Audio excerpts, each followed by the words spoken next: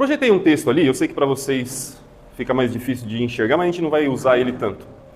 A ideia da nossa sessão agora desse curso é começar a falar sobre um assunto que acho que é até mais interessante para quem está curioso a respeito de escatologia.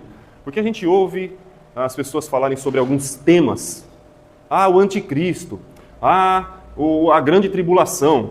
Porque quando Jesus voltar. E às vezes a gente ouve aqui, ouve lá, e parece que o que um está falando é uma coisa, e quando você ouve outro ou estuda outro material, parece que está falando outra coisa. E de fato, existem visões diferentes, assim como a gente falou daquelas posições hermenêuticas, né, que tem o preterismo, futurismo, historicismo, essas linhas. Existem posições diferentes em relação a esse assunto que é chamado milênio. Então pensa bem, a Bíblia trata sobre números e sobre épocas e eras de várias formas. Mas existem algumas expressões dentro da Bíblia para descrever essas eras. Uma expressão é esse tal de 1000 anos. Tem um texto lá em 2 de Pedro, capítulo 3, versículo 8, que o apóstolo Pedro fala assim: porque para Deus um dia é como 1000 anos e 1000 anos como um dia. O que ele quer dizer com isso? Que Deus não vê o tempo do mesmo jeito que nós.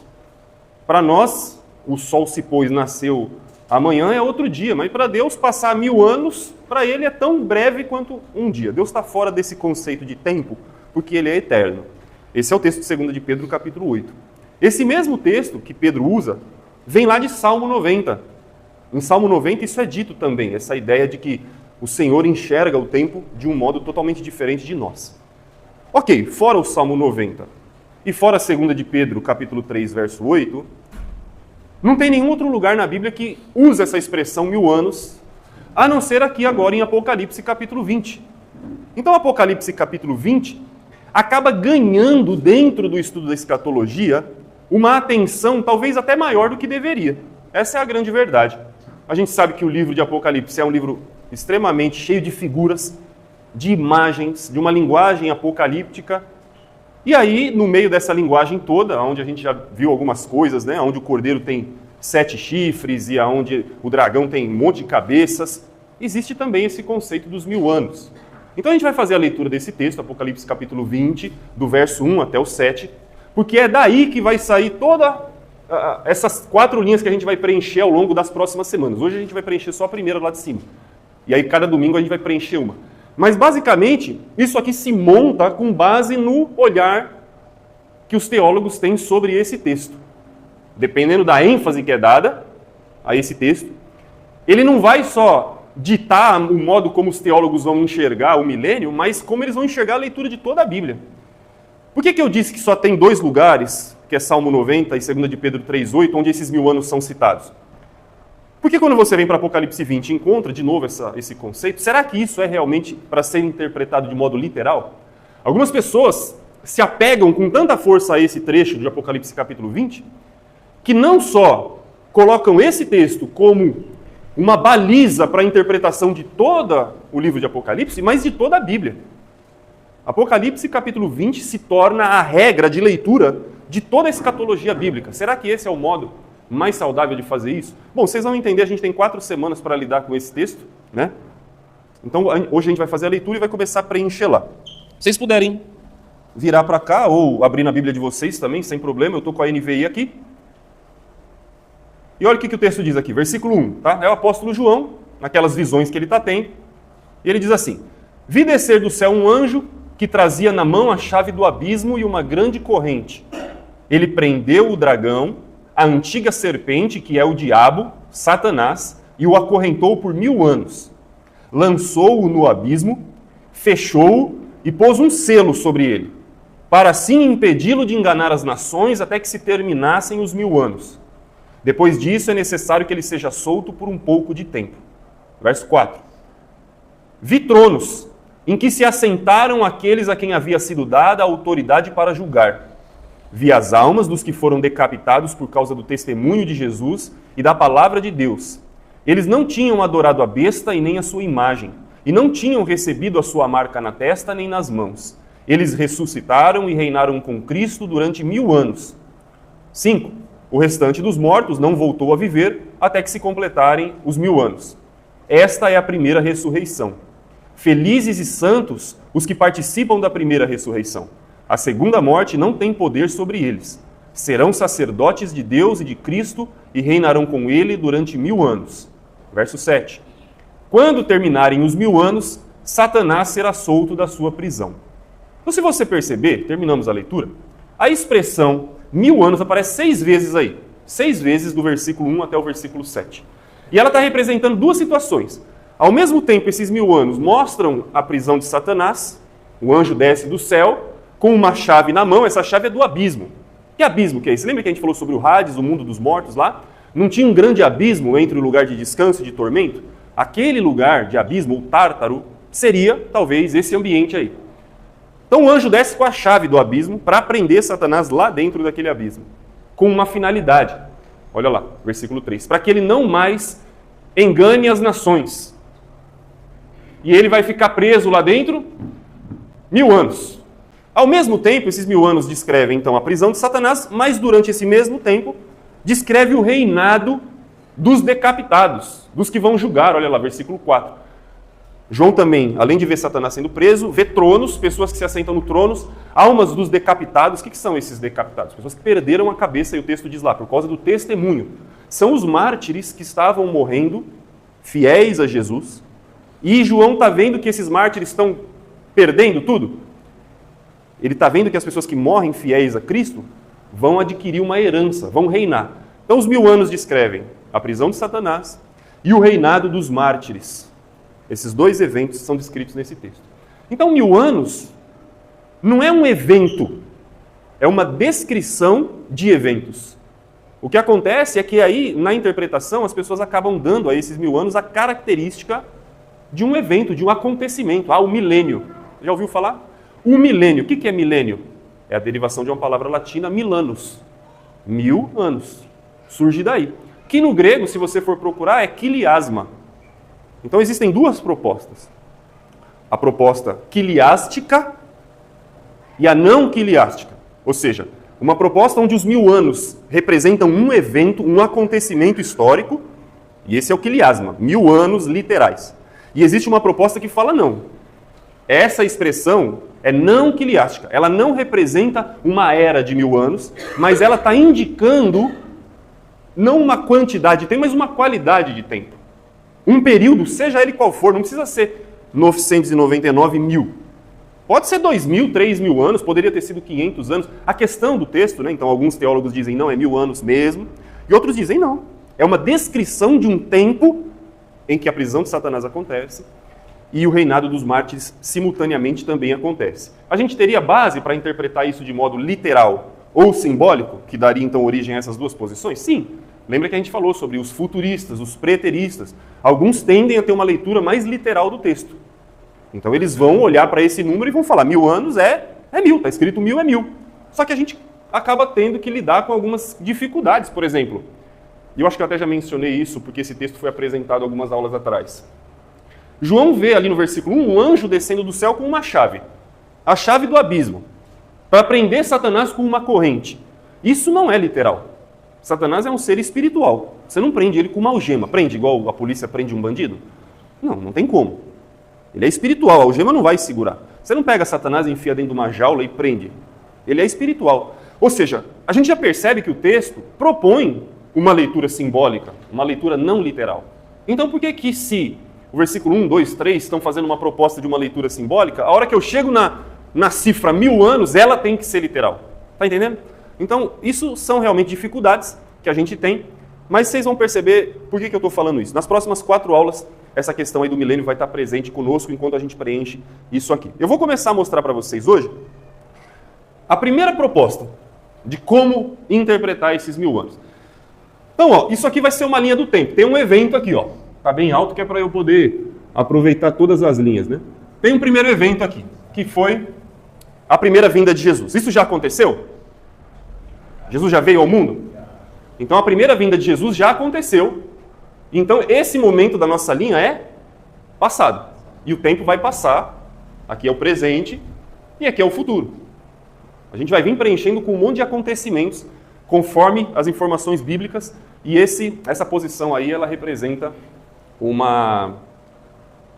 essa primeira linha vai representar uma posição. Bom, Jesus veio ao mundo, certo? E aí quando ele veio ao mundo, ele exerceu seu ministério, foi crucificado, morto, e aí ele ressuscitou, não foi? Quando ele ressuscitou, o que ele estabeleceu? Mas nem todo mundo concorda com isso. Alguém disse reino, nem todo mundo concorda com isso. Ele estabeleceu uma outra coisa, estabeleceu isso aqui, né?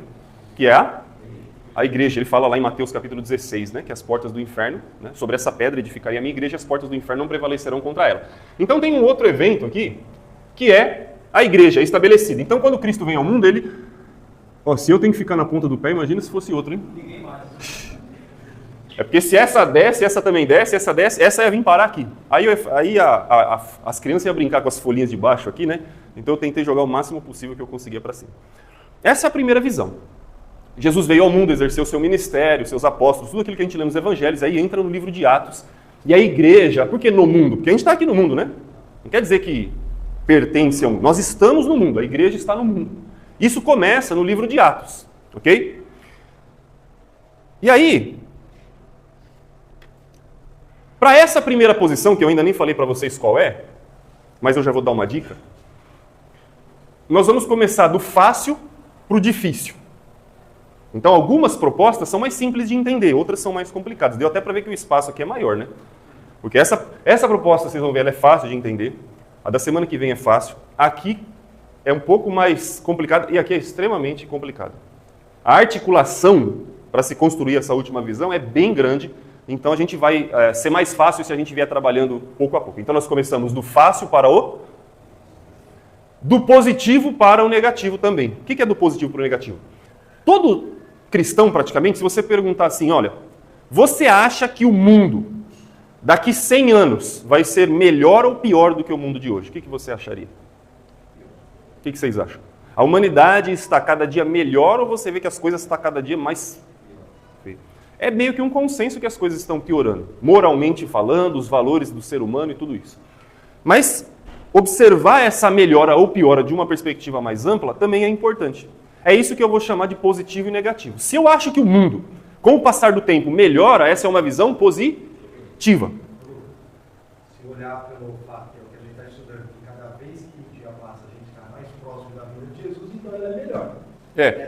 Mas não seria nem essa ainda o argumento. Seria uma melhora humana, de condições realmente sociais. Não precisaria nem envolver a teologia. Então, o positivo e o negativo, você está certo, mas o positivo e o negativo não seria nem com base na minha esperança de que o fim se aproxima, mas as evidências sociais ao meu redor. Então, essa visão, ela é simples e positiva. Ela enxerga que as coisas estão melhorando. A visão da semana que vem também é simples, mas ela não é positiva, ela é negativa. Ela entende que as coisas estão piorando. Essa é complicada e negativa, e essa muito complicada e negativa. Então nós começamos do fácil para o difícil, do positivo, só a visão de hoje é positiva, para o negativo. Tá? Então essa primeira é isso aí. Então, esse texto que a gente leu, que vai falar sobre a prisão de Satanás, ele já teria que se cumprir aqui. A igreja é colocada no mundo, e aquela prisão de Satanás que é mencionada lá, ela vai começar já como um evento aqui dentro, ó. Da história, lá no passado. Tem um monte de versículos aqui, se tiver dificuldade de enxergar depois vocês podem tirar foto. A gente não vai ter tempo na nossa aula de ficar abrindo todos esses versículos, né? Até pra gente, senão a gente vai parar 3 semanas em cada linha dessa, a ideia não é essa. Mas ó, tá vendo aqui o primeiro, Apocalipse 20, do 1 ao 3, prisão de Satanás, olha lá, ó. Vi descer do céu um anjo que trazia na mão a chave do abismo, uma grande corrente, ele prendeu o dragão, e quem que é o dragão? A antiga serpente, que é o diabo Satanás, o acorrentou por 1000 anos, lançou ele no abismo, fechou, colocou um selo, né, sobre ele, ou seja, um lacre, alguma coisa inquebrável que só Deus poderia remover, e assim o impediu de enganar as nações até que se terminassem os 1000 anos. E depois disso ele seria solto. Para essa visão, essa prisão já aconteceu. Lá pertinho da primeira vinda de Jesus. É possível sustentar isso? Porque a verdade é que essas outras visões, essa terceira e a quarta, vão jogar esse evento lá na frente, no final da história. É possível sustentar isso aqui atrás? É possível. A gente vai ver algumas passagens, se vocês depois consultarem, que realmente a prisão de Satanás pode ser interpretada aqui. Por exemplo, Mateus capítulo 12, versículo 28 e 29, Jesus menciona o valente entrando na casa do outro e tomando os seus bens. A interpretação é que esse valente, mais valente de todos é Jesus, entrando na casa de Satanás, tomando os bens dele. Depois você pode ler Mateus 12, 28 e 29. Eu vou pedir para a gente ler outro texto, João capítulo 12. Fala, Francisco. Como você mesmo falou que Satanás é espírito, não tem como acorrentar ele, é algemar ele. No caso, a prisão de Satanás, corretamente, seria ele ser limitado diante de Deus. Ele? Ser limitado diante de Deus. Ele só vai até onde Deus quer. Isso é desde a criação dele, que a gente nem sabe porque ela está antes do tempo descrito na Bíblia, né? Quando os anjos foram criados. A gente não sabe, eles foram criados, mas isso é um período anterior à descrição da primeira letra de Gênesis, os anjos já existem ali. Satanás, desde que foi criado, como um anjo bom, porque tudo que Deus criou é bom, ele já era limitado. Todo ser diante de Deus tem uma limitação. Ninguém se iguala a Deus, nem Satanás, né? Aquela ideia de que o diabo e Deus são duas forças brigando para ver quem vai ganhar, não é verdadeira. Deus é soberano, só Ele é soberano. O diabo está com a sua ação sempre debaixo do domínio da autoridade de Deus, sempre. Agora, sobre essa pergunta que você fez, o que essa prisão representa? Está descrito lá no versículo 3, ó. Lançou-o no abismo, fechou, pôs selo sobre ele, para assim fazer o quê? Impedi-lo de enganar as nações. Essa é a finalidade da prisão de Satanás. Porque no final das contas, porque essas posições aqui são todas concorrentes. Quando a gente terminar tudo isso aqui, que você olhar isso aqui tudo montado, você vai perceber que essa linha geralmente é o pensamento dos pentecostais, essa e essa. Essa linha aqui é mais o pensamento de umas igrejas tradicionais. E você está entendendo? Então o que a gente vai estudar aqui é a teologia que as pessoas estão avaliando aí fora, sobre esses textos. O que o cara que é adepto dessa linha, por exemplo, vai falar para esse aqui, ó? Ué, esse cara vai dizer para esse aqui, ó. Ué, você acha que Satanás foi preso lá quando Jesus veio? Mas como ele foi preso se a gente vê que ele está fazendo um monte de barbaridade no mundo? O mundo de hoje não vai aí de mal a pior? Um monte de coisa acontecendo. Então como Satanás já foi preso se a gente enxerga tanta maldade no mundo e enxerga até a ação dele? Aí qual que é a resposta desse cara? É porque a prisão dele é em um aspecto específico. Qual aspecto? Ele não pode mais enganar as nações. É uma limitação de atuação dele nesse aspecto de enganar as nações. Não quer dizer que ele não faça mais nada. Não é uma prisão onde todo o poder dele é tirado. É em um aspecto que o poder dele é tirado. E a gente vai ao longo da aula perceber isso. Mas quem abriu aí em João capítulo 12, que está aqui, ó, tá? Está aqui, ó. João 12, nós vamos ler o versículo 31 e 32. Quem pode ler para a gente? 31 e 32.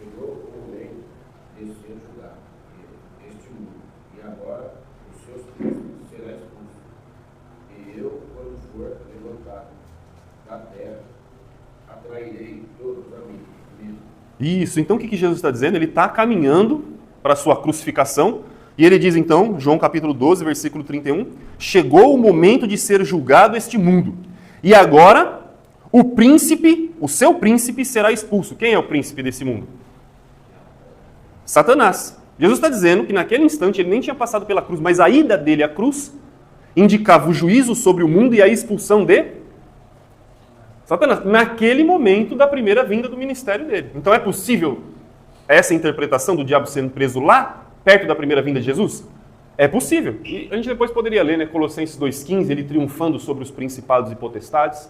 Hebreus capítulo 2, versículo 14 e 15, o texto dizendo que foi tirado dele o poder da morte que colocava medo sobre todos os homens.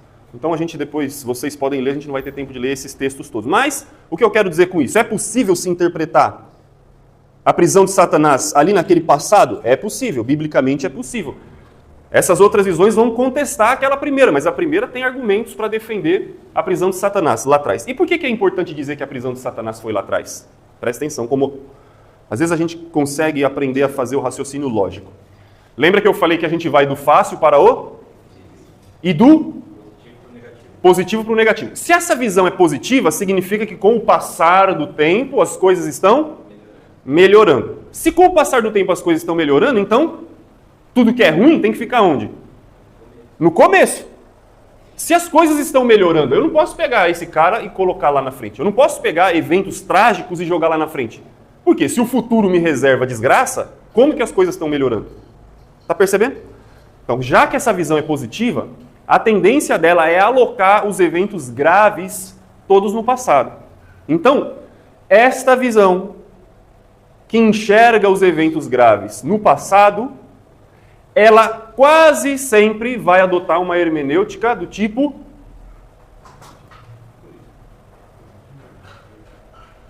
Se eu olhar para textos bons, futurista. Mas falando sobre aquilo que é negativo, quando eu leio, por exemplo, o Apocalipse e vejo informações lá ruins, eu vejo perseguições, guerras, terremotos, desgraças, então a tendência é que a minha hermenêutica seja preterista. Lembra das nossas aulas até hoje falando sobre... Entendeu por que a gente estudou o sermão escatológico de Jesus até agora? Porque a gente precisava perceber essa ideia da hermenêutica e como a hermenêutica entra aqui, ó. Então veja bem a imensidão desse universo. Esse cara, ele pode ser preterista? Pode. Ele adota essa visão em relação ao milênio, mas na hermenêutica dele ele é um preterista, ou ele é um historicista. Então, quer dizer, essa primeira linha, ela ainda vai poder embaralhar esses eventos de acordo com a interpretação, com a hermenêutica que o sujeito faz da Escritura. Se ele é um preterista, ele vai alocar essas coisas aqui atrás. Se ele é mais historicista, ele vai distribuir elas, ou um idealista, ao longo aqui dos eventos. Mas dificilmente ele seria um futurista. Por quê? Porque o sermão profético, por exemplo, de Jesus e boa parte do Apocalipse indicam coisas trágicas acontecendo com o mundo. E já que essa visão é positiva, já que ela enxerga que tudo está melhorando, ela não vai alocar as coisas ruins no futuro, vai alocar no passado. Mais uma coisa ruim aqui, ó, que a Bíblia fala, a apostasia. Quantos textos a gente vê na Bíblia falando sobre o fim dos tempos, situações terríveis acontecendo no fim dos tempos? Por exemplo, a gente tem ali alguns textos, 2 Tessalonicenses 2:3, 1 Timóteo 4:1 e 1 João 2:18 e 19. Eu vou aqui em 1 Timóteo capítulo 4, versículo 1, que realmente é dito sobre uma apostasia. O que significa apostasia? A apostasia é o desvio. É a igreja se desviando da fé. Apostasia, que evento que é? É quando os cristãos esfriam e abandonam a fé. Isso é apostasia. Se as coisas estão melhorando para essa visão, então esse desvio e esse esfriamento tem que ficar no passado, né? Então 1 Timóteo 4, verso 1, diz assim, na minha versão aqui que é Almeida: Ora, o Espírito afirma expressamente que nos últimos tempos alguns apostatarão da fé por obedecerem a espíritos enganadores e a ensinos de demônios. Então a apostasia é um evento descrito na Bíblia. Mas olha que interessante, o que Paulo escreveu aí para Timóteo? Quando que essa apostasia aconteceria? Isso, mas em que momento da história? Nos últimos tempos. Não seria mais natural isso aqui vir para cá? Ó? Vamos lá. Aqui, ó, nos últimos tempos. Vem, meu filho.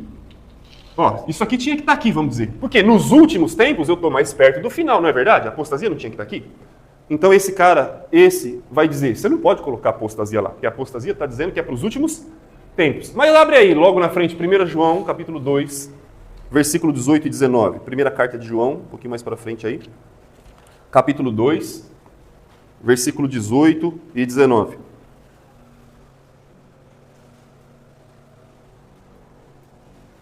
Essa é a última hora. É assim vocês ouvirão que o anticristo está vindo.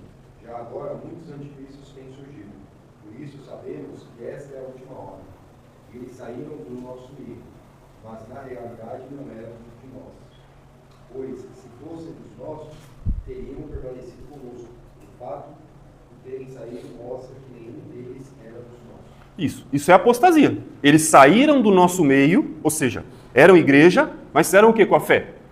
Abandonaram a fé. Isso é apostasia. E que interessante que João diz, no começo do verso 18, que esta já é a última hora. Então esse cara fala assim, peraí, poxa, a apostasia diz que é nos últimos tempos. Esse cara diz pro primeiro, a apostasia é nos últimos tempos. E esse cara fala, mas os últimos tempos já são naquele momento em que João escreve lá no primeiro século. Então, olha, isso aqui pode vir para cá, não tem problema. Já é o último tempo.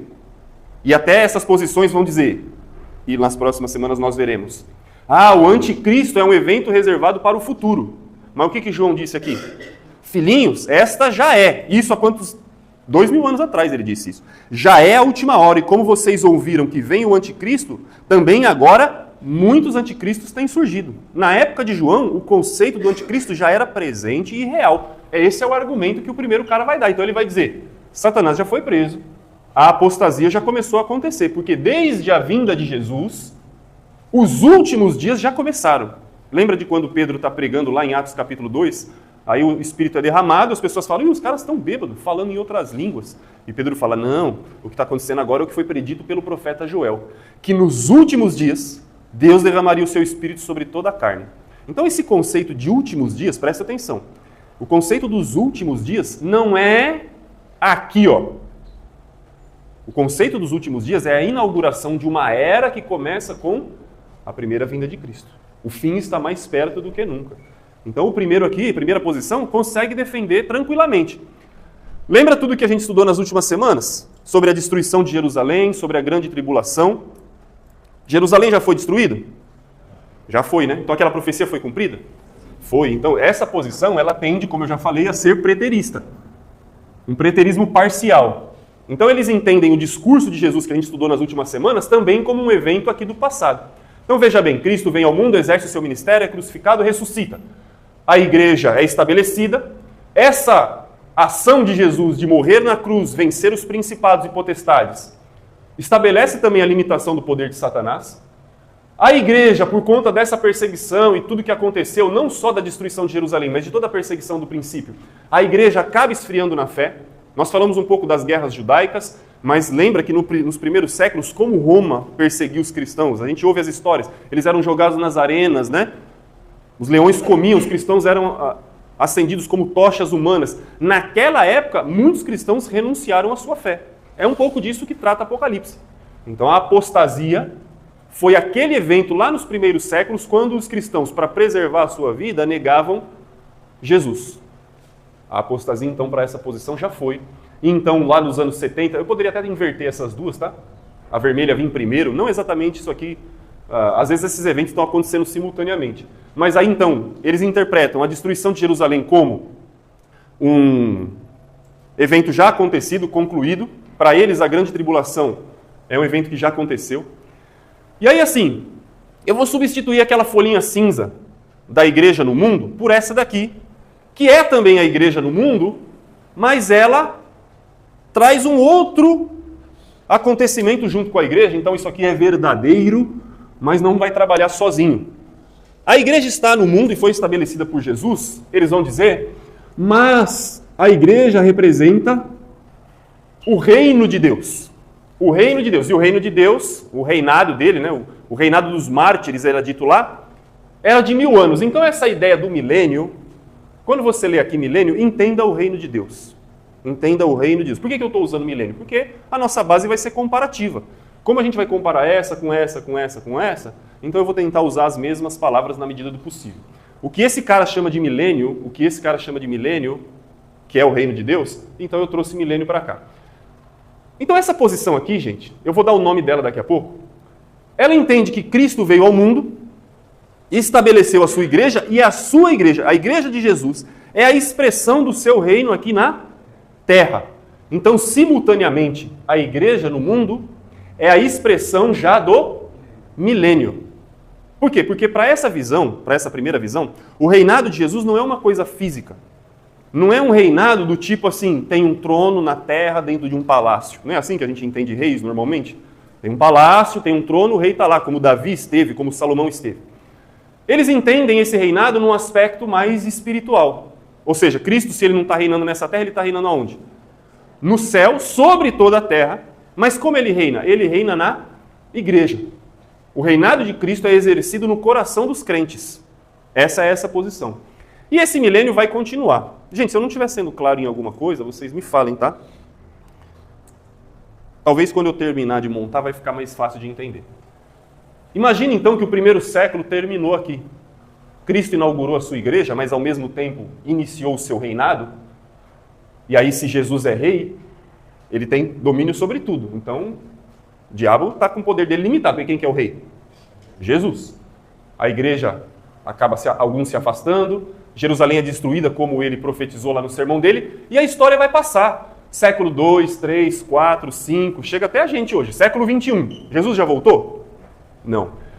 Esta visão que é positiva, o que ela enxerga ao longo de toda essa passagem do tempo? Que as coisas estão melhorando. E eles vão dizer, de fato está melhorando. O mundo está melhorando, eles vão argumentar. Em que aspecto? Bom, lá no passado havia escravidão. No tempo romano, muito mais ainda. Hoje, como é a questão da escravidão? Mais ou menos do que lá na época de Paulo? Menos. Então melhorou ou piorou? Melhorou. Acesso a, sei lá, remédio. O que tinha naquela época lá? O cara ficava doente, o outro punha azeite no coisa, punha vinho. Hoje você faz uma cirurgia, o cara aplica uma injeção em você que você dorme, nem sente dor. Como que se amputava uma perna de um soldado naquela época? Enchia o cara de pinga, né? Era assim.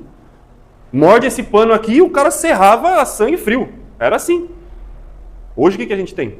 Você deita numa cama, daqui a pouco você acorda, já não tem mais barriga grande, já, né, fez o que precisava fazer. Melhorou ou piorou? Melhorou. A situação das mulheres, por exemplo. Como que era a situação das mulheres no mundo antigo? Tinha direito de fala? Direito de voto? Posição na sociedade? Qual que é a situação das mulheres hoje? Melhorou. É mais igualitária. Então melhorou ou piorou? Estou citando exemplos para a gente ver que o mundo tem melhorado em muitos aspectos sociais, políticos, de saúde, tem melhorado. Então eles olham para isso e falam, o mundo está melhorando. E por que o mundo está melhorando? Pela presença da igreja. Lembra de que Jesus disse em Mateus 28, 18 ao 20, toda a autoridade me foi dada dos céus e da terra, portanto, façam discípulos de todas as nações. Esse processo de fazer discípulos de todas as nações vai mudar o mundo para melhor. Essa é a principal compreensão que essa posição aqui tem. De que pela pregação do evangelho, pessoas estão se convertendo e pela conversão delas o mundo vai ser um lugar melhor de viver. Você, é melhor hoje ou antes de se converter? Você. Você é melhor hoje, eu também sou melhor hoje, graças ao que Jesus nos ensina e a gente acolhe. Imagina que 50% dos brasileiros realmente aceitem a Cristo e sejam transformados. A tendência é que o Brasil seja um país melhor? Essa seria a lógica. Se 50% do mundo for convertido, o mundo será um lugar melhor para viver? Essa é a compreensão deles. Pelo evangelismo, pela propagação do evangelho, o reino de Deus vai ganhando espaço e convertendo o mundo, então o evangelho vai triunfar. E aí o mundo vai ser um lugar excelente para se viver, pela pregação do evangelho. Então o milênio deles vai vir depois de muito tempo que se passa. De fato, em algum momento da história, vai haver um triunfo do evangelho, porque o mundo será cristianizado.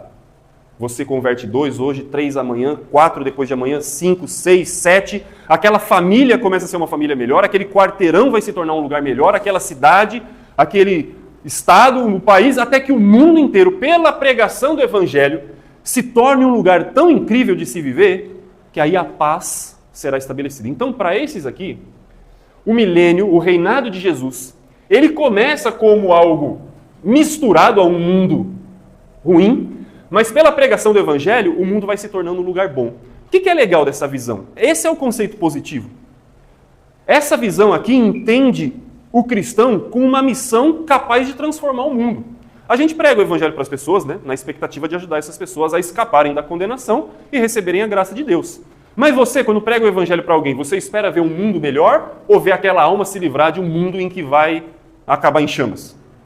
Você tem expectativas em relação àquela pessoa, àquele indivíduo, né? Eles não, eles têm uma visão positiva. Eles olham para aquela palavra de Jesus, vão, preguem o evangelho, e eles, confiam que isso é uma promessa que vai dar certo. E essa visão aqui é uma que acredita que no final da história, a maioria da humanidade será salva, não a minoria. Tem essa discussão, né? Será que muitos vão ser salvos? Até os discípulos perguntam para Jesus, Senhor, serão muitos os que serão salvos? Essa curiosidade que às vezes a gente também tem, né? Quantas pessoas vão estar lá no céu? Desde Adão até a última geração, nem sei quantas pessoas vão existir no planeta, mas será que a maioria vai ser salva ou a minoria? Eles dizem a maioria, porque o evangelho vai cristianizar o mundo. Não quer dizer que todos se converterão, ainda vai haver gente pecadora. Aí, por exemplo, eles vão, aqui tem algumas passagens, Isaías 45, Abacuque 2, mas eles vão em parábolas, por exemplo, a parábola do trigo e do joio, lembra? O dono do campo semeou boa semente, o maligno vem e semeia o mal, e eles dizem, o mal vai estar presente até o final, assim como naquela parábola. Mas olha a parábola seguinte, do fermento na farinha. O fermento não vai se misturando na farinha até levedar toda a massa? Então é o evangelho entrando no mundo até que todo o mundo seja cristianizado. Então, para essa visão, O milênio é um período de paz nesta terra.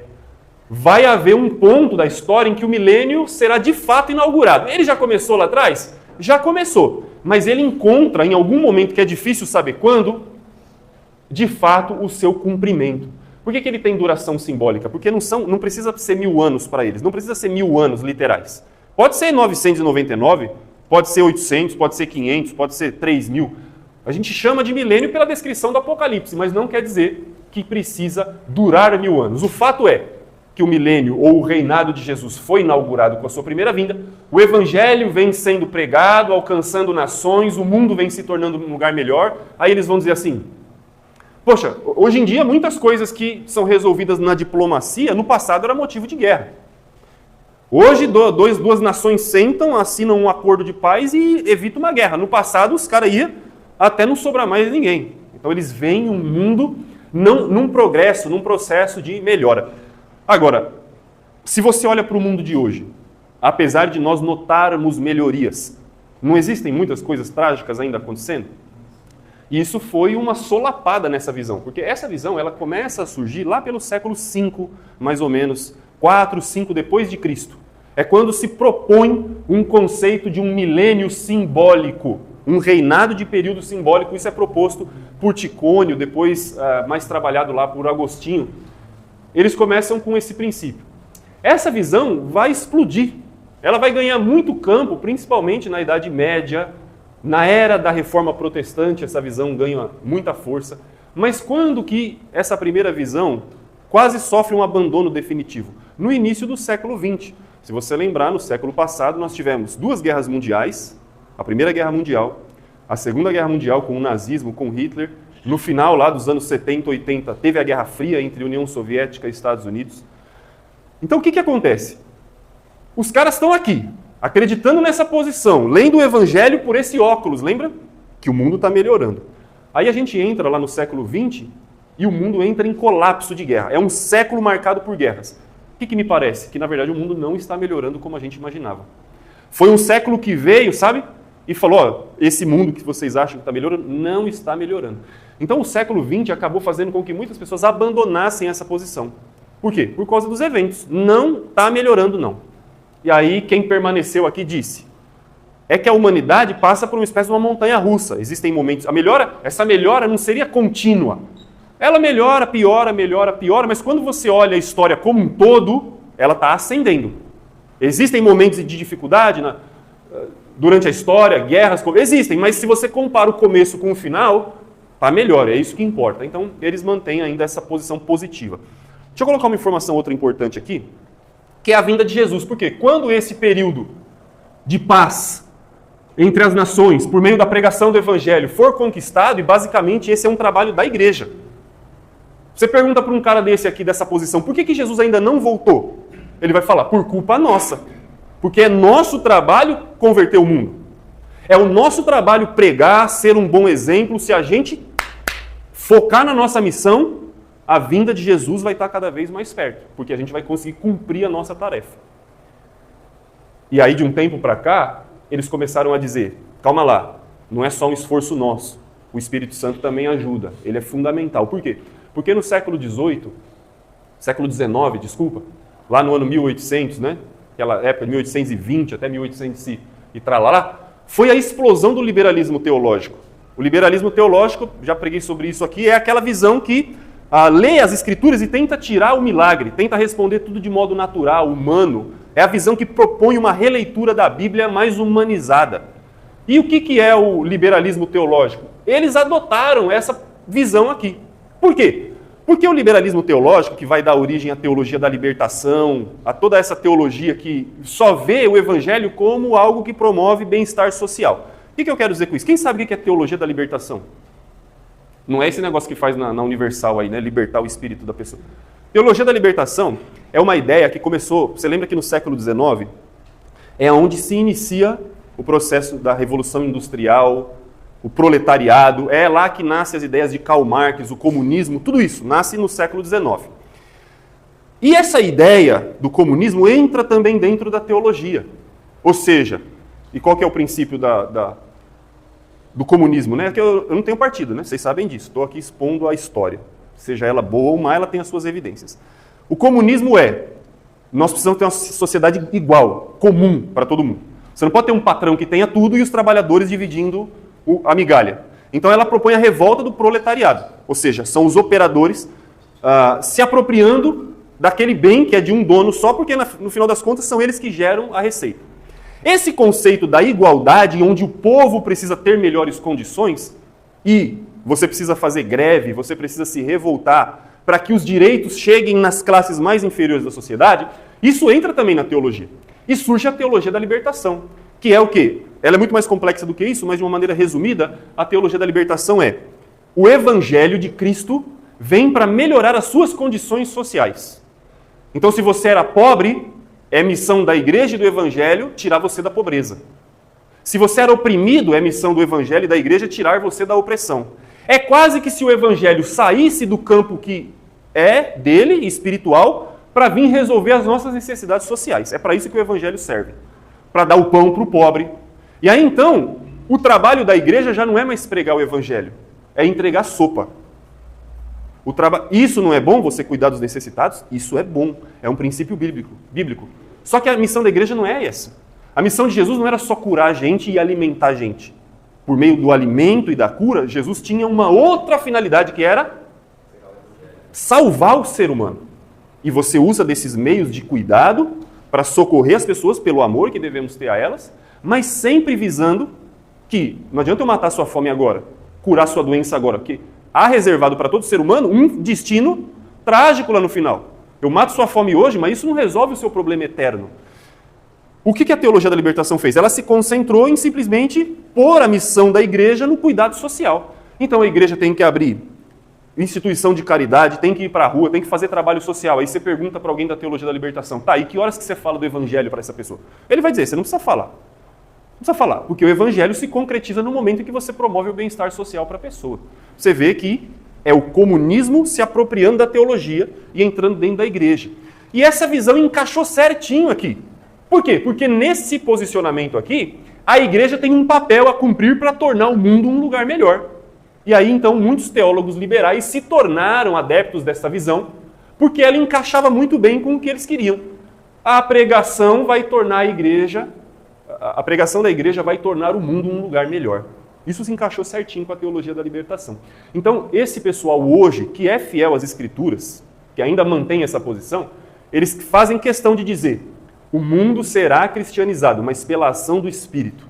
A igreja tem um papel fundamental nesse processo, e até o retardo da vinda de Jesus é culpa da igreja, que não cumpre sua missão, mas nós não podemos descartar a ação do Espírito, porque se a gente descarta a ação do Espírito, o resultado é só obra social, e a gente cai lá no problema da teologia da libertação. Uma coisa está certa, mas não pode deixar a outra. Exatamente. Se a gente for ver aquele exemplo de Atos, os apóstolos entregaram aquela situação lá para o pessoal cuidar, mas eles voltaram aqui para a palavra. É uma coisa e outra andando junto. Exatamente. E aí Cristo volta, porque quando a igreja consegue pregar o evangelho e cristianizar o mundo, e o mundo fica pacífico, é como se Jesus estivesse esperando isso para ele voltar. Jesus está esperando, né, na visão desse pessoal, e se você vê qualquer igreja, se você assistir uma aula, alguma coisa de um teólogo dessa linha, se você ler um livro, eles estimulam muito você fazer o seu trabalho. Isso é um ponto positivo dessa visão. Vamos trabalhar, a volta de Cristo está nas suas mãos. Vamos se tornar cristão de verdade, pregar o evangelho, fazer a diferença. Por quê? Porque Cristo está esperando a igreja cumprir a sua tarefa de transformar esse mundo, porque ele quer vir e encontrar o mundo evangelizado. Para eles, aquela ideia do evangelho sendo pregado a todas as nações é um argumento forte. É isso que Cristo está esperando. E aí me diz aí você, olhando aí, Cristo volta para esse pessoal antes ou depois do milênio? Tá fácil. Vocês ficam me olhando assim, tá fácil. Para esse pessoal, qual que é a cor do cartão sobre a vinda de Jesus? Verde, seja na primeira, seja na segunda. Por isso que é tudo colorido. As cores vai fazer você conseguir assimilar algumas coisas. Cristo volta antes ou depois do milênio? Tá certo, mas está faltando aquela... Se eu fosse um desse aqui, eu ia falar: vamos, cumpra a sua missão. Cristo volta antes ou depois do milênio? Depois, gente. Vamos lá, depois. Depois do milênio. Se ele volta depois do milênio, então o nome dessa visão é pós, porque pós é o que vem? Posterior. Esse é o nome dessa visão. Pós, acho que eu vou puxar isso aqui um pouquinho mais para cá. Pós-milenismo. Já ouviu falar sobre isso? Ou não? Já, né? Acho que já. Pós-milenismo. Essa é a visão pós-milenista. O que significa? Que Cristo volta depois do milênio. Depois do milênio acontece a volta de Cristo. Quando alguém falar a você sobre pós-milenismo, você entende que o reinado de Jesus acontece e ele volta depois. Tem gente que acredita ao contrário? Tem. Nós vamos preencher isso aqui ao longo das semanas. E aí, Cristo voltando, que essa é a nossa expectativa, muitos eventos vão se desenrolar e ainda serão assunto das nossas próximas aulas. Então, alguns temas, por exemplo, como a ressurreição dos mortos, a gente vai ter aula para falar só sobre isso, como isso acontece, o que a Bíblia fala. Mas então, para eles, Jesus vindo, o que ele vai fazer? Ressuscitar os mortos e transformar os vivos. Lembra? Quando Jesus voltar, o mundo não vai estar acontecendo? Lembra aquelas frases? E se casavam, e se davam em casamento, e comiam, bebiam, como nos dias de Noé? Jesus vai aparecer por entre as nuvens. Vai estar todo mundo morto?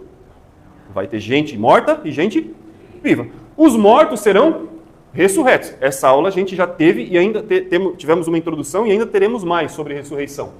Mas a ressurreição é um morto voltar à vida. E ele vai receber o corpo glorificado. E o vivo será transformado. Ele não vai passar pela morte, mas será transformado também para esse corpo eterno. Por que geral? Porque para essa visão, quando Cristo volta, todos os mortos são ressuscitados. Todos. Os que vão para o céu e os que não vão para o céu também. Por isso que é geral. E tem os textos aí, tá? Que vocês depois podem ler. Quando Jesus então aparecer por entre as nuvens e ressuscitar todos os mortos, ele vai chamar uma parte até ele. Ele vai descer por entre as nuvens e vai chamar uma parte para ele. Que parte? Os salvos. Os salvos. E isso é o arrebatamento. É outro evento que está aqui, na sequência. Então isso aqui é quase tudo simultâneo, né? Jesus volta, a ressurreição dos mortos, o arrebatamento de todos. A ressurreição é? Mas quem ele leva para ele? Os salvos. Os que não são salvos logo vão subir também, mas não num chamado arrebatamento, né? Não recebem esse nome. Quando Jesus estiver chamando, deixa eu vir com essa daqui primeiro. Quando Jesus chamar todo mundo lá para cima, o que ele vai fazer? O juízo final. Exatamente, vou por aqui. O juízo final, que é o julgamento final que a gente quer chamar. Jesus ele volta, ressuscita, chama os seus primeiro. E esses seus que ele chama, lembra lá Mateus capítulo 25, ele diz, uns vão ficar a minha e os outros a minha? Então nesse momento aqui já vai haver uma separação. Tá aqui, ó, Mateus 25, 31 ao 46. Depois vocês tirem foto e estudem isso aí, esses textos. Nesse momento, quem que vai sobrar na terra? Aqui, ó, só sobrou na terra os... Ó, todo mundo ressuscitou. Os salvos foram tirados da terra. Quem que sobrou na terra? Os condenados, os ímpios, os perdidos.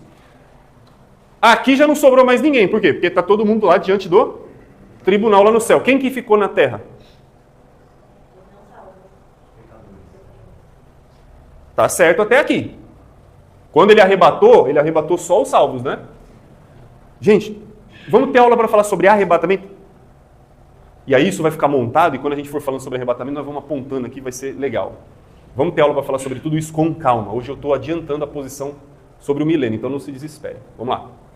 Jesus voltou, todos foram ressuscitados, os salvos foram atraídos para Jesus no arrebatamento. Aqui, vocês já responderam e acertaram. Neste momento que os salvos sobem, quem sobra na terra? Aqui, os ímpios são levados para o tribunal também. Quem sobra na terra? Ninguém mais. Não sobra mais ninguém, a terra está vazia. A terra tem utilidade agora? Então o que Deus vai fazer com ela? Muito bem. Deixa eu abrir mais um espaço aqui. Então, nesse momento em que os salvos são arrebatados e os condenados são levados, se estabelece o tribunal lá no céu, a terra perde a sua utilidade. Então entra lá o texto de 2 Pedro capítulo 3, né, que será abrasado, os elementos se derreterão, Hebreus 12, Romanos 8 fala da natureza aguardando a sua redenção, gemendo dores de angústia. É interessante que para esse pessoal, pode ser que a criação não seja destruída, mas transformada. Por quê que isso faz sentido para eles? Existem aqueles que dizem que o mundo vai ser destruído, toda a criação vai dar lugar a uma nova criação. É verdade. Mas esse pessoal, eles dizem assim, puxa vida, Jesus veio, começou a fazer coisas grandiosas através da igreja, o mundo foi melhorando. Chegou um ponto que a pregação do evangelho se tornou tão triunfante que o mundo se tornou praticamente o céu na terra. Essa é a ideia. E isso é bonito de ver. Porque há uma confiança desse pessoal no poder da evangelização como sem igual. Enquanto eu e você vamos lá em alguém e fala, tá, se você quiser aceitar, se não quiser, esses caras eles vão e falam, o evangelho vai mudar o mundo. Confiança. E não só mudar pessoas, mas mudar o planeta, porque aí eles vão dizer, se as pessoas forem transformadas, se a ética cristã se tornar um padrão de vivência para a humanidade, a própria natureza vai colher benefício disso. Por quê? Porque o cara dono daquela mineradora gigantesca também vai ser um cristão e ele não vai eliminar os rejeitos no esgoto, não vai fazer aquela barragem meia boca. Porque o evangelho chegou até aquele cara e agora ele é um cristão e a vida dele é guiada pelos princípios de Jesus, então ele vai fazer não só um bom cuidado na gestão do seu funcionário, mas também do mundo. O mundo vai deixar de ser degradado porque o ser humano vai ter alcançado a plenitude da compreensão da vontade de Deus. Então esse mundo que melhora, não melhora só para o ser humano, melhora para a própria natureza. E aí essa cadeia de eventos acontece e Jesus veio e encontrou o quê? Um mundo destruído. Ele encontrou, vamos dizer assim, árvores dando fruto como nunca. A natureza, não há mais extinção de animais. Há cuidado do homem com o ecossistema. Está vendo como essa visão se mistura muito com um exercício um exercício social, simplesmente? Então, uma teologia ecológica se encaixa muito bem aqui. O cara que adora falar sobre temos que conservar o planeta Terra. Temos que conservar? Temos. Deus nos colocou aqui para governar a criação dele. E o nosso papel sobre a criação é uma representação do papel de Deus sobre a criação. Então o cristão tem que destruir as coisas? Por maltratar animais? Não. Nós temos que governar bem o que Deus criou. Você joga lixo. Sei lá, você na sua casa pinta a parede e você pega aquele balde com tinta assim, sintética, não é? Sintética, né? Você despeja dentro do esgoto? Não faça isso. Cuidado do planeta é uma responsabilidade nossa. Mas essa é a nossa missão fundamental? Mas para esse pessoal é. E o mundo, pela cristianização das pessoas, o mundo também se tornará um lugar melhor. Jesus então pega o mundo não só de seres humanos transformados, mas a própria natureza transformada. E aí então, quando ele estabelece o juízo final para pôr fim a tudo, ele não destruiria, segundo esses aqui, ele não teria por que destruir o mundo. Ele renovaria esse mundo, mais ou menos assim como ele fez com o ser humano. O ser humano, a gente vai entrar na eternidade, não jogando tudo isso fora, mas tendo isso aqui renovado. E eles entendem. Pode ser que Deus faça a mesma coisa com o mundo. Ele não jogue fora essa criação, mas ele renove e liberte essa criação de toda a ação do pecado, que apesar do mundo aqui estar sendo um lugar muito bacana, ainda há pecadores, nem a maioria, mas não todos se converterão. E como a gente sabe que não todos se converterão? Porque há quem vai ser condenado, mas a minoria. Então Jesus faria o quê? Transformaria, não destruiria, como parece que Pedro vai dizer. Para eles, essa leitura de Pedro, né, do mundo em chamas, seriam aquelas chamas que tiram dali de dentro alguma coisa mais purificada. Tá? E o último, depois do juízo final, o que acontece? O que acontece? O estado eterno. Exatamente. Já tem um aqui. O estado eterno, que é a nova criação, né? Para quem for salvo e para quem se perder, a condenação, o inferno. Então o que é o estado eterno? Tudo isso aqui é um estado transitório. É um mundo que passa, são as nossas vidas que passam, mas vai chegar um dia em que Deus vai retribuir a cada um segundo as suas obras. Então há o juízo final e então o estado eterno. A partir daqui, os que estiverem à direita de Jesus, eles vão ouvir: vinde benditos de meu Pai, entrem na posse do reino que vos está preparado desde a fundação do mundo. Mas para os outros do outro lado ele vai dizer: apartai-vos de mim, malditos. Aqui o estado eterno há uma separação, que a gente chama de céu e inferno, ou nova criação. A gente vai ter uma aula só para falar sobre céu, que também é outro tema debatido, né? Será que nós vamos morar no céu ou não? Onde vai ser esse lugar que a gente vai morar eternamente? Esse curso ainda vai tratar disso.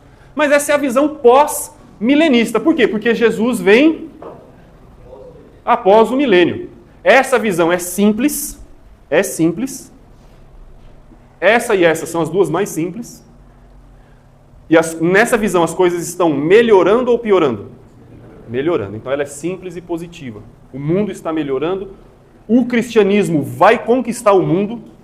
A igreja um dia vai se tornar a maior parte da humanidade, porque Jesus prometeu, segundo eles, né? E deixa eu ver o que mais.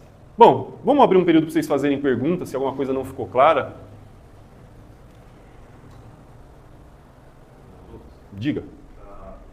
Em que momento o Satanás soube dessa visão? Ótima pergunta, porque o texto lá diz, né? Versículo 7 lá de Apocalipse capítulo 20, diz que ele precisa ser solto por um pouco de tempo antes de ser definitivamente destruído. Está aqui versículo 7, ó. Quando terminarem os 1000 anos, e aí para eles, excelente pergunta, Eduardo, a duração é simbólica, lembra? Então ela começou aqui, para eles o milênio começou aqui, e hoje o milênio já está com quanto tempo? 2000 anos, porque nós estamos no ano 2000, né? Aqui foi o ano 0, no nascimento de Jesus. O que se chama 1000 anos já está com... Então não pode ser literal, é simbólico. Mas é verdade que em algum momento que não dá para decifrar, este reino de Jesus encontra a sua plenitude e se torna de fato o milênio. A igreja está no mundo ainda? Tá, mas você vê só o reino de Deus. E quando é que Satanás vai ser preso? Quando terminarem os 1000 anos. Aonde que termina os 1000 anos? Aqui, ó. Satanás seria solto aqui. É um problema para essa visão? Por quê? Exatamente. A visão não é positiva? As coisas não estão melhorando? Como que eu solto Satanás aqui no meio para fazer problema? Por que que existem 4 que eu vou apresentar? Mas dentro dessa, você tem 3? Dentro dessa você tem mais umas 2, dentro dessa aqui você tem umas 4 e dentro dessa aqui você tem mais umas 3. O que eu quero dizer? Se fosse para a gente apresentar todas as linhas, seria impossível. Porque elas têm as suas variações, tá? Mas eu estou apresentando aqui um modo clássico. Nenhum deles é perfeito. Você precisa saber qual vai ser a sua prioridade, quais são os textos que vão ser mais enaltecidos. Então, esse aqui escolheu o seu. Qual que é a linha deles? A promessa de Jesus do Evangelho alcançando o mundo inteiro. Promessas do Antigo Testamento, por exemplo, se você lê Isaías 45, dizendo que as nações todas vão vir e se render ao Senhor. Eles escolheram um miolo, uma estrutura fundamental que fez a construção da teologia. Mas eu não posso não lidar com um texto daquele. Então, o que muitos deles vão dizer? Satanás seria solto aqui, de fato causaria algum problema, para que ficasse evidente para o ser humano de que o mal precisa ser destruído. Que mesmo depois de 1000 anos de paz e um mundo tranquilo, o pecado ainda vai se mostrar algo que precisa ser eliminado. Nenhuma paz social de 1000 anos, ou 2000, ou 500 anos que seja, seria suficiente para o ser humano nunca mais querer pecar. Ainda depois de tudo isso, o diabo teria poder. E então Jesus volta para destruir definitivamente Satanás, que é isso que a sequência lá do texto mostraria, e estabeleceria o juízo eterno, e aqui Satanás, você pode ver Apocalipse 20, do 11 ao 15, Satanás seria inclusive definitivamente destruído nesse momento. Então, a soltura de Satanás é uma dificuldade para essa posição, não só para essa, para a segunda também da semana que vem. Mesmo essa daqui sendo negativa, a soltura de Satanás acaba sendo uma pedra no sapato. E todas elas têm as suas pedras no sapato. Todas essas posições fazem uma opção de qual parte das Escrituras vai ser mais relevante. Porque parece que, de fato, conciliar tudo está um pouco além ainda da nossa capacidade. Como você falou, no primeiro século, a igreja, então, tinha menos pessoas, parecia ser pequena, e a oposição era muita. Através de, como você falou, que o pessoal de Roma queimava o pessoal, matava, e conforme a tecnologia foi desenvolvendo, não foi ficando igual como você falou, as oposições contra a igreja também vai crescendo. Não na parte da violência, como era no primeiro século, mas todo tipo de oposições através da tecnologia. Parece que eles estão medindo força assim, dessa parte. Assim. A igreja está crescendo, mas você vê aí... O mal cresce junto. Os princípios parece que está diminuindo, a imoralidade sexual só aumenta, né? Nessa parte em geral. Sim. A tecnologia minora uma parte pior, não. Isso. Que é a crítica, muito bom comentário, Francisco, que é a crítica que as outras posições vão fazer. As outras posições olham para essa e esse cara aqui é solitário como um positivista. Ele sozinho é o único que vê o mundo melhorando. Todo mundo aqui vê o mundo indo para desgraça mesmo. A vinda de Jesus não vai encontrar um mundo bom, vai encontrar um mundo ruim. Por isso que a gente é remetido ao evento do dilúvio, né? Nas falas de Jesus. Mas eles vão pegar algumas coisas que estão melhorando, como que eu falei, a política, a sociedade, a multiplicação do conhecimento, você citou bem. Então a gente tem hoje tecnologia, eles vão dizer assim, olha, não só as políticas sociais, a questão das guerras, a paz está sendo ampliada no mundo, mas também o acesso às escrituras. Porque eles vão dizer aqui atrás, ó, pouca gente sabia ler, pouca gente sabia interpretar, e a igreja começou a avançar, e houve um período em que você só tinha a Bíblia em latim. Mas o que acontece na Reforma Protestante? O Evangelho começa a ser traduzido para as línguas de todas as pessoas. Eles enxergam isso também como um progresso. Hoje, eles dizem, você tem a Bíblia traduzida em 98% das línguas e dialetos que existem no mundo. Ou seja, praticamente qualquer nação tem acesso a ler a Bíblia. Isso era verdade lá no passado? Então, quando você compara essa questão, não está melhorando? Você hoje tem eu devo ter umas 10 Bíblias em casa. No mundo antigo, quem que tinha um rolo, em casa? Ninguém. Você tinha que ir lá na sinagoga para pegar um rolo para ler. Não melhorou nesse aspecto? Você não consegue de graça no celular, traduções e blá blá blá? Eles colocam tudo isso como evidências de um progresso. Mas esses caras vão dizer, ok, mas assim como o Francisco disse, há muitas outras coisas que precisam ser consideradas. É verdade que há melhorias sociais, mas tem muita coisa que está se agravando também, né? E é uma pedra no sapato, mas eles não perdem esse positivismo aí, né? Mais alguma coisa, irmão, que vocês queiram comentar? Alguma coisa que não ficou clara? Essa é só uma posição. Semana que vem a gente vê outra e talvez você possa pensar, mas e aquela história lá? Talvez essa história que você está lembrando, ela seja das outras posições, tá bom? Se esse cara aqui é um preterista parcial, esses elementos estão todos aqui. Se ele é, por exemplo, um historicista, ele vai ver esses eventos mais espalhados ao longo da era da igreja sem negar um progresso. Se ele é um idealista também, então você veja que eu coloquei aqui numa ordem do que seria o pós-milenismo clássico. Mas algumas coisas ainda podem se movimentar assim, não tipo assim, isso aqui lá para o último espaço, não. Mas aí você ainda pode trocar uma coisa ou outra dependendo da hermenêutica que o cidadão faz, ou seja, da observação do olhar de interpretação dele, se ele vê os eventos no passado ou durante a história, tá? Isso aqui é o conceito do milênio. Muito bem? Oi. A teoria você citou, né, da liberalismo. Isso impactou até nas indústrias, né, no comércio geral. Isso é uma coisa que eu ouvi, essa questão aí do liberalismo. Isso lá no passado, não é isso? Existe um outro liberalismo que é sobre economia, né? É econômico. Aqui a gente está falando teológico. A ideia do liberalismo é da liberdade. Liberalismo está ligado com liberdade. Aí eu posso atribuir esse princípio filosófico a qualquer área da vida. Sobre a economia, sobre a teologia. Quando o liberalismo chega na teologia, quer dizer uma leitura livre. Todos aqueles princípios que a igreja leu a Bíblia até hoje, esquece. Vamos começar do zero. E o que o liberalismo teológico fez? Vamos fingir que tudo que a igreja leu, todas as interpretações tradicionais que ela teve até hoje, são invenções. Aí o liberalismo teológico traz a busca do Jesus histórico, um monte de coisas que visa uma releitura da Bíblia. O impacto foi de empurra, né? Esse problema da sociedade, esse problema é da igreja. Né? Isso acontece até hoje. Né? Acontece até hoje. Claro que não tão da forma que aconteceu antes, mas a gente vê isso acontecendo até hoje. A questão é que a igreja transforma a sociedade por um resultado natural. Para esses caras, a transformação da sociedade não é um resultado natural. É a missão da igreja. A missão da igreja é transformar a sociedade. Para a gente não, você vai fazer o bem, você vai chegar lá na sua empresa, vai fazer o seu serviço direito, seu vizinho jogou lixo na porta da sua casa, você não vai pegar o lixo e jogar de volta dentro da casa dele, você vai fazer o quê? Vou engolir esse sapo, você varre, cata, enfia no saco. Isso não está melhorando a sociedade? Mas é um resultado natural, eu não vou brigar com ele. Se eu fosse um cara, eu ia jogar na casa dele, ele ia jogar na minha, eu ia quebrar o portão dele, ia quebrar o meu, ia vir a polícia. Então, cristãos, onde estão presentes, já que eles são sal e luz, o meio vai melhorar. Mas eu não estou lá, eu não me mudei para cá para mudar o meu bairro. Se ele mudar, é resultado do trabalho, mas não é para isso que eu estou aqui. Né? Eu não tenho uma missão social. mas para esses caras, sim. A igreja tem uma missão de transformar o mundo, porque a transformação do mundo é o que, de fato, evidencia a vinda de Cristo. Pergunta-chave. Pergunta-chave. Para este pessoal que acredita assim, Jesus pode voltar amanhã? Por quê? Sim ou não, primeiro? Alguém acha que sim? Sabe essa frase que a gente fala? Jesus pode voltar a qualquer momento. Se você conversar com esse cara, ele vai concordar com você? Por que não? Na sociedade não está do jeito que deveria estar. O mundo não está do jeito. Jesus não vai voltar. E é isso mesmo que ele diz. Se você perguntar, ele vai falar. Se você ler um livro, não, Jesus não volta agora. Muita coisa vai acontecer.